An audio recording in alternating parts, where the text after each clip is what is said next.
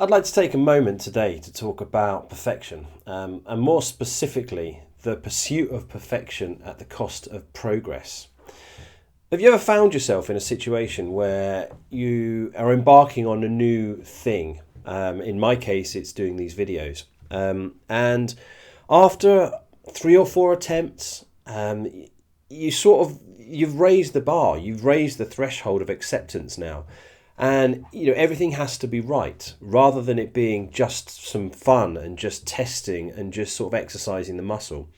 The lights have to be right, the depth of field has to be right. The more you become educated about something, the more you can get into the detail, and sort of tweak things up and down and try and work out the best way of doing things.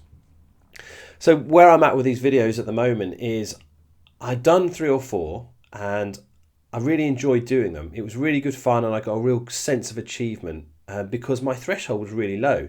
I'd never done them before. I didn't feel that comfortable, confident in front of the camera. And I'd reached somewhere. I'd got to a point. Anyway, consequently, after those first three or four, I got to last week and I recorded a video, and I sort of set my day up to record the video.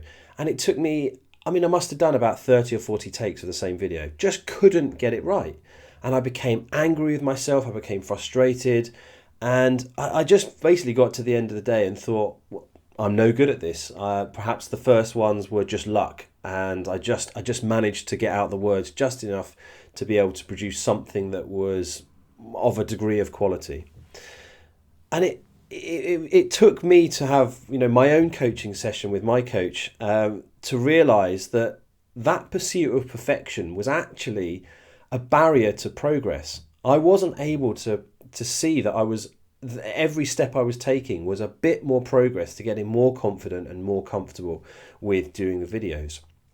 And I think this idea of perfection over progress is a huge barrier that gets in the way of all of us all the time. We've got this notion of how we should be, presenting ourselves in the world.